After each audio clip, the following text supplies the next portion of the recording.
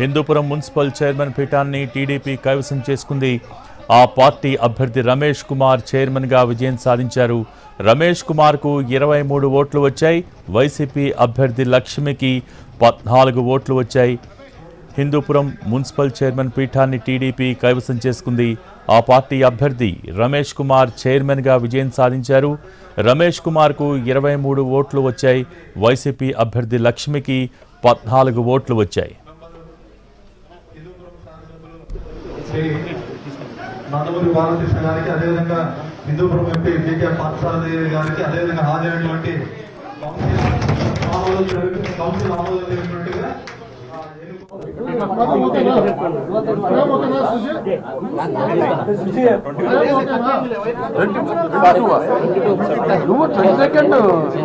Chairman అవునా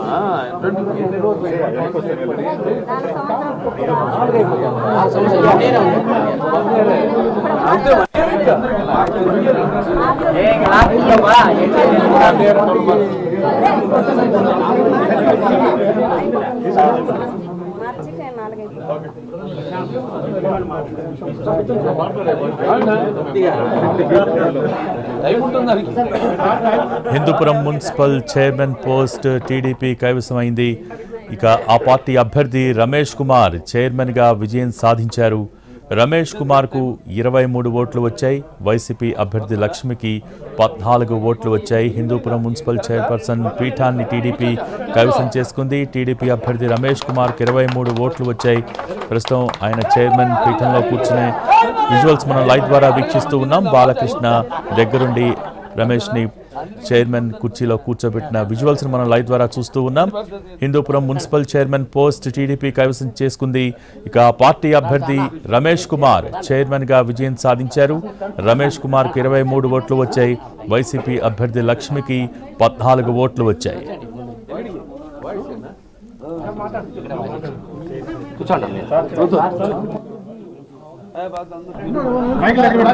అందరికీ నమస్కారం.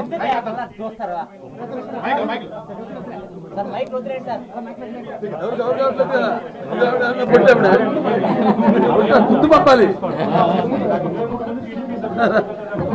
ఇలా క్రాస్కి నిలబడి అందరూ కుడికాలు ముందు పెట్టి నిలబడి. ఇప్పుడు ఇలా వస్తా భుజాలు ఉండాలి.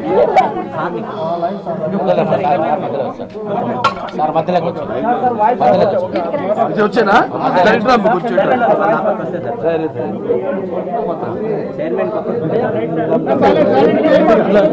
కాలు ముందు పెట్టండి. కుడికాలు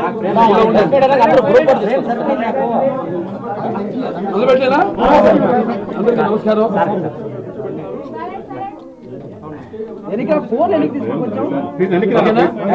నమస్కారం. పాత్రికేయ సోదరులకు, ప్రింట్ మీడియా మరియు ఎలక్ట్రానిక్ మీడియా వారందరికీ నా హృదయపూర్వక నమస్కారాలు తెలియజేసుకుంటున్నాను. ఇప్పుడు ఇంతకుముందు మున్సిపల్ చైర్పర్సన్ వ్యక్తిగత కారణాల వల్ల ఆవిడ రాజీనామా చేయడం ద్వారా ఖాళీగా ఉన్న ఈ యొక్క చైర్మన్ పదవికి మళ్ళీ ఒక ఎలక్షన్ కమిషన్ నోటిఫికేషన్ ఇవ్వడం ద్వారా మళ్ళీ ఈ యొక్క ఎలక్షన్ని ఏర్పాటు చేయడం జరిగింది. ఇంతకుముందు మరి వైఎస్ఆర్సీపీ పరిపాలన ఉన్నప్పుడు వారి పరిపాలనకు విసిగిపోయిన కౌన్సిలర్లంతా కూడా ఎలక్షన్కు ముందే కొంతమంది మన పార్టీ తెలుగుదేశం పార్టీ వైపు మొగ్గు చూపడం జరిగింది. వాళ్ళు పార్టీలో రిజైన్ చేసి కౌన్సిలర్గా వాళ్ళు ఇక్కడ పార్టీలో జాయిన్ అవ్వడం అయింది. తర్వాత ఎన్డీఏ కూటమి ప్రభుత్వం వచ్చాక కూడా కొంతమంది మళ్ళీ పార్టీలోకి జాయిన్ అవ్వడం జరిగింది. దాన్ని చేసి అంటే కౌన్సిలర్గా కొనసాగుతున్నారు. పార్టీలకి రిజైన్ చేసి వాళ్ళు ఇక్కడ తెలుగుదేశం పార్టీలో మాకు మద్దతు తెలపడం జరిగింది. ఇప్పుడు మన డివి రమేష్ గారు హిందూపూర్ మున్సిపాలిటీకి 22వ చైర్పర్సన్గా ఎన్నికగా అంటే ఎన్నికవడం చాలా సంతోషించదగ్గ విషయం.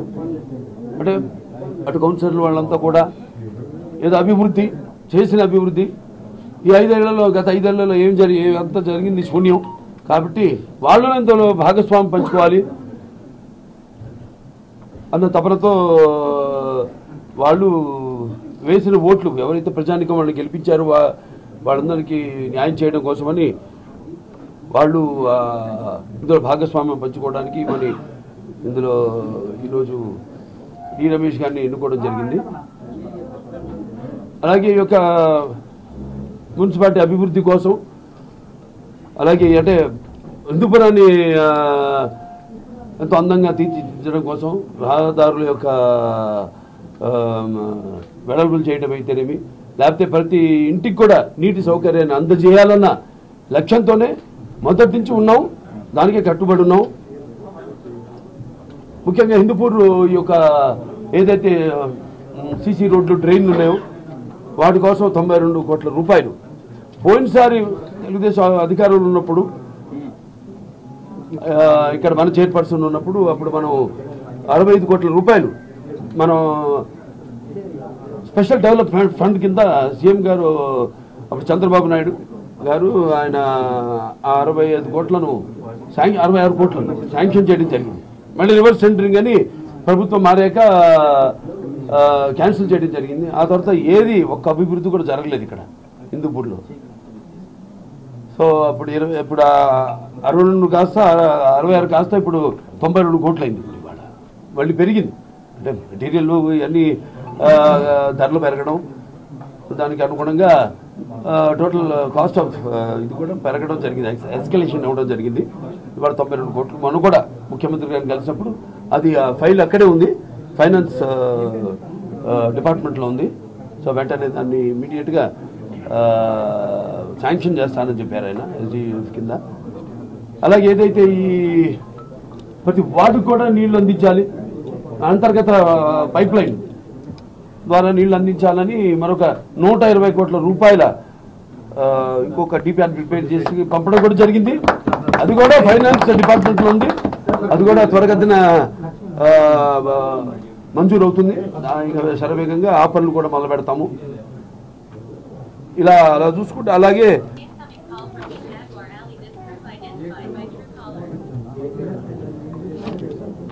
जल जीवन मिशन द्वारा అలాగే మన ఏదైతే డంపింగ్ యార్డ్ ఉందో దాన్ని కూడా ఇప్పుడు ఏదైతే బిట్ కాలేజ్ ఉందో అక్కడికి మొత్తం డంపింగ్ యార్డ్ని అక్కడికి షిఫ్ట్ చేసి మొత్తం ఈ నగరాన్ని ఎటువంటి పారిశుద్ధ్యం లేకుండా కఠినమైన చర్యలు తీసుకోవడం జరుగుతుంది. ఇంకా ముందు ఇంకా ప్రతి ఈ యొక్క హిందూపురం పట్టణాన్ని అతి సుందరంగా దించడానికి అయితేనేమి, మిగతా అన్ని సౌకర్యాలు కలగజేయడానికి ఈ కాకుండా ఈ 92 120 కోట్లు కాకుండా ఇంకో 100 కోట్ల రూపాయల ప్రపోజల్స్ పంపించడం కూడా జరిగింది.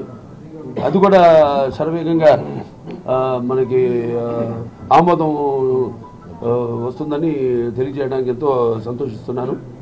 మొన్ననే సీఎం గారిని ఇక్కడ హైదరాబాద్లో కలిసినప్పుడు కూడా వెంటనే పని మీద వెళ్తున్నాం. సో వెంటనే మీ యొక్క సహాయ సహకారాలు ఆయన ఎక్కువగా ఎప్పుడు ఒక హిందూపురం అంటే ఒక ప్రత్యేకమైన, ఎందుకంటే ఆయన కూడా చెప్పారు మొన్న, ముఖ్యంగా మా బాలయ్య కాదు అక్కడ అది పార్టీ వ్యవస్థాపకులు స్వర్గీయ శ్రీ నందమూరి తారక రామారావు గారు ఆయన ప్రాతినిధ్యం వహించిన కాన్స్టిట్యూయెన్సీ, అలాగే అది కాకుండా కూడా భౌగోళికంగా ఎంతో మంచి భవిష్యత్తు ఉన్న కాన్స్టిట్యూయెన్సీ మన హిందూపురం. పక్కనే ఎయిర్పోర్ట్ ఉండవు కానీ, లేకపోతే ఆనాడు నాన్నగారు ప్రారంభించిన పారిశ్రామిక వాడైతేనేమి, లేకపోతే తర్వాత చంద్రబాబు నాయుడు గారు ఏదైతే అనుసంధానం చేసి ఈ యొక్క హెచ్ఎన్ఎస్ఎస్ నీళ్లు అందించడం అయితేనేమి, అభినవ భగీరథుడు ఆయన, అలాగే కియా లాంటి పరిశ్రమలు రావడం అయితేనేమి, ఇప్పుడు ఇంకా ఎన్నో పరిశ్రమలు ముందుకు వస్తున్నాయి, చర్చలు జరుగుతున్నాయి వాళ్ళతో, వాళ్ళకి కావాల్సిన అవసరాలు ఏంటి వాటిలన్నింటినీ కూడా. సో త్వరగతిన హిందూపురం ఒక తలమానికంగా మన రాష్ట్రాల్లోనే నిలబడడానికి మా అందరి శాయశక్తి, అందరి కౌన్సిలర్స్ ఇప్పుడు అందరికీ వారికి అయితేనేమి, ప్రభుత్వ అధికారులకు అయితేనే, మీ అందరికీ పాత్రికేయులు అందరికీ కూడా అయితే నేను మా కృతజ్ఞతలు తెలియజేసుకుంటున్నాను. సినిమాల్లో పాటు రాజకీయాల్లో కూడా బాలయ్య నిస్వార్థంగా ఎటువంటి స్వార్థం లేకుండా ఇప్పుడు మన ఈ యొక్క మన నియోజకవర్గం అభివృద్ధి కోసం ఎప్పుడు మేము పాటుపడేది.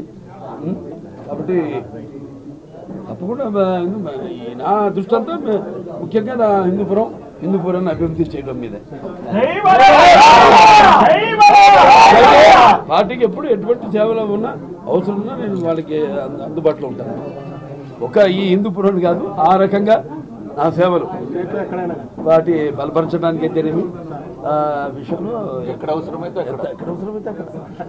ఎందుకు వెళ్ళడం లేడని సందేహం వాళ్ళతో ఎందుకు వెతికినా అందందుగా